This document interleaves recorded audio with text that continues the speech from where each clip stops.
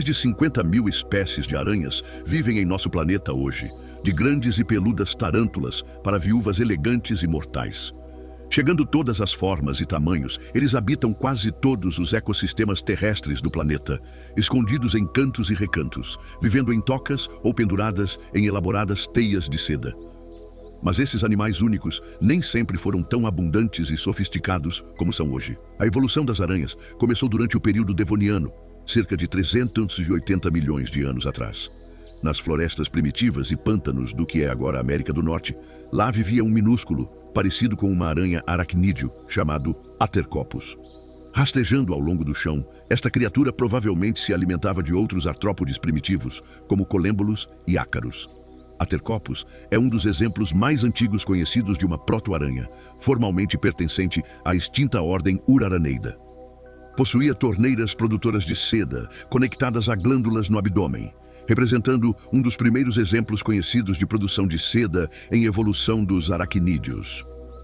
Atercopus provavelmente produziu seda à base de proteínas de maneira semelhante às aranhas modernas, mas mais primitivas, resultando em esteiras disformes, em vez dos fios precisos que associamos às aranhas hoje.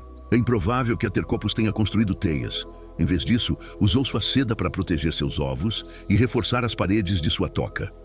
Apesar de algumas semelhanças com as aranhas modernas, Atercopus não tinha um sistema totalmente desenvolvido de fieira, então não era tecnicamente uma aranha. As primeiras aranhas não andaram na Terra até o final do período Carbonífero. Um dos primeiros grupos de aranhas, chamados Mesotelae, surgiu no que hoje é a Europa e a América do Norte, há mais de 300 milhões de anos, em florestas antigas cheias de samambaias e musgos. Sabemos mais sobre essas aranhas primitivas, porque, apesar de suas origens antigas, Mesotelae ainda estão vivos hoje. Mais de 100 espécies de Mesotelae vivem em florestas regiões do sudeste da Ásia, China e Japão, proporcionando aos cientistas modernos uma extraordinária janela para a cronologia da evolução da aranha. Antes que as aranhas construíssem teias para prender insetos voadores, Mesotelae usava tocas aterradas para emboscar suas presas. Essas tocas tinham especiais alçapões forrados com fios sensíveis de seda. Sempre que um inseto tocava um desses fios, as vibrações alertavam a aranha para sair de seu esconderijo e reivindicar seu jantar. Estratégias de caça passiva como essas deram às aranhas primitivas uma vantagem significativa. Enquanto outros predadores desperdiçavam energia capturando insetos ágeis, Mesotelae conservava sua energia até o momento perfeito para atacar. Em Mesotelae, vemos antigos comportamentos de caça, bem como desenvolvimentos anatômicos que definem as aranhas modernas, como o veneno. Hoje, a maioria das aranhas tem glândulas de veneno conectadas às suas quelíceras, os apêndices que seguram suas presas. Este veneno pode então ser injetado em suas presas, saindo por um orifício estreito perto da ponta de suas presas. Espécies primitivas de mesotelas podem ter usado veneno semelhante para incapacitar suas presas, tornando mais fácil matar alvos maiores e arrastar seus corpos para o subsolo. Mas esse veneno serve a um duplo propósito.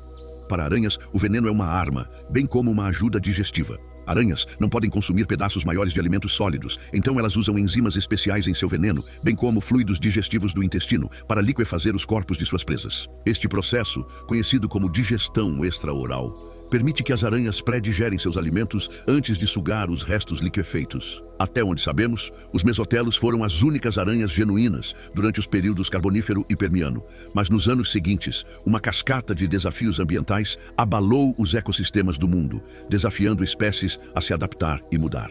O maior desses desafios veio no final do período Permiano, quando um evento de extinção em massa quase erradicou toda a vida na Terra.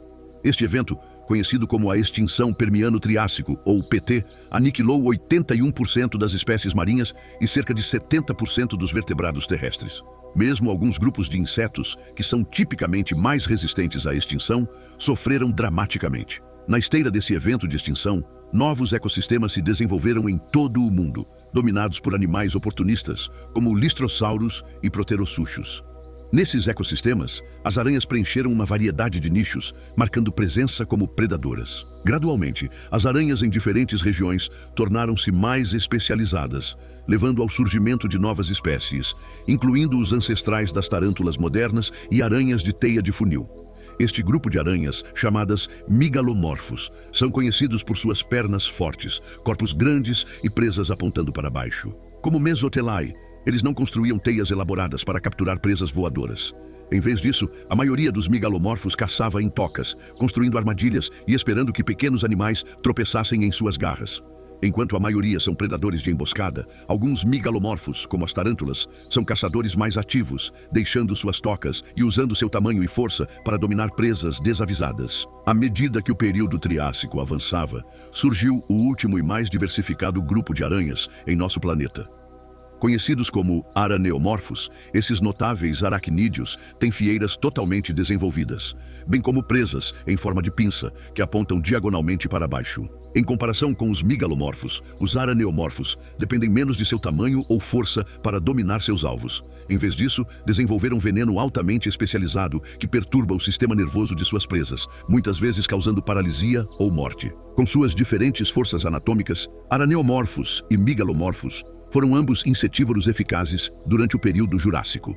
Pensamos nesse período como a era dos enormes dinossauros ferozes, mas nas sombras desses répteis gigantes, as aranhas estavam silenciosamente evoluindo para invertebrados altamente sofisticados. No entanto, não foi até o final do Jurássico, e então mais comumente no Cretáceo inferior, que os araneomorfos fizeram sua maior salto evolutivo, construindo as primeiras teias de aranha complexas. As aranhas provavelmente começaram a construir teias complexas em resposta à rápida expansão dos insetos voadores durante o início e meados do período Cretáceo.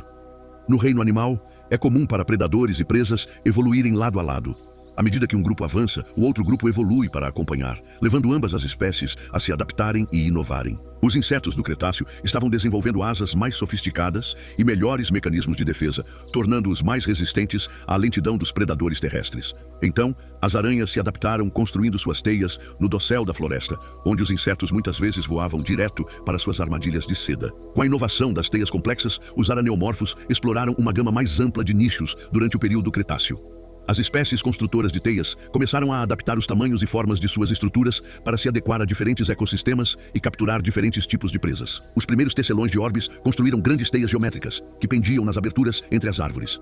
Essas teias foram projetadas para interceptar as rotas de voo de insetos como besouros, vespas e moscas, que muitas vezes voavam inconscientes para suas armadilhas pegajosas. Aranhas de teia emaranhada, que incluem espécies modernas como as viúvas negras, preencheram um nicho diferente. Essas aranhas construíam teias irregulares e bagunçadas entre gramíneas e arbustos densos, onde atacavam insetos rastejantes como formigas e outros aracnídeos. Fósseis preservados em âmbar revelam que muitas aranhas do Cretáceo eram notavelmente semelhantes às suas contrapartes modernas. Mas antes de chegarem à era atual, essas aranhas ainda teriam que superar mais um desafio de sobrevivência. No final da era Mesozoica, ocorreu mais um evento de extinção em massa, a extinção do Cretáceo Paleógeno, KPG. Esse evento aniquilou cerca de 75% das espécies vegetais e animais, incluindo todos os dinossauros não aviários. O impacto foi catastrófico, mas as aranhas emergiram relativamente ilesas. De fato, após a extinção do KPG, os araneomorfos entraram em um período de tremenda diversidade e especialização. Quando a era Cenozoica começou, as plantas com flores dominavam os ecossistemas do mundo, coevoluindo com polinizadores voadores como abelhas, borboletas e besouros.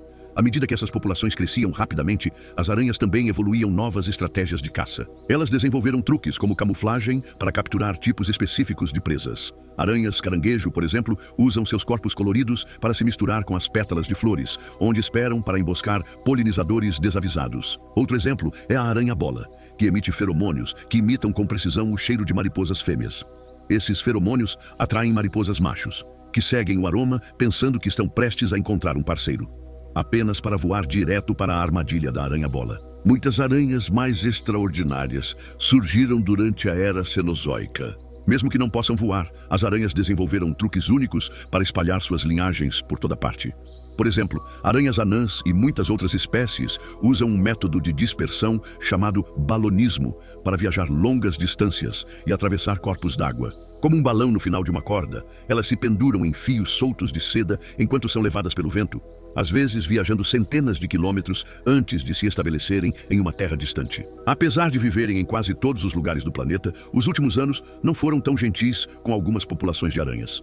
A atividade humana causou impactos significativos em muitas das espécies mais sensíveis. Por exemplo, um estudo de 2020 na Suíça descobriu que populações da aranha de jardim europeia caíram para menos de 1% dos níveis históricos da região. O desmatamento também destruiu habitats comuns de aranhas, como florestas tropicais e temperadas. enquanto o uso de pesticidas eliminou muitos dos insetos que compõem sua dieta. No entanto, muitas aranhas encontraram maneiras de sobreviver em paisagens modificadas pelo homem. Na verdade, algumas espécies se adaptaram tão bem a ambientes urbanos que raramente vivem em qualquer outro lugar. A aranha doméstica americana, por exemplo, do gênero Parasteatoda, vive principalmente nos cantos de casas humanas, celeiros e galpões, tecendo teias de aranha bagunçadas e alimentando-se de pragas comuns, incluindo moscas, formigas e baratas. Alguns tecelões de orbes também constroem suas teias em torno de luzes artificiais, que naturalmente atraem insetos voadores como mariposas e mosquitos. Por causa de sua notável adaptabilidade, as aranhas continuam sendo alguns dos predadores mais abundantes e influentes de todos os tempos. Principais inovações, incluindo a criação de teias e a especialização do veneno, permitiram que as aranhas explorassem inúmeros nichos ecológicos. Algumas populações de aranhas podem estar em declínio, mas se a história evolutiva nos ensinou alguma coisa, é que as aranhas são extraordinariamente resistentes.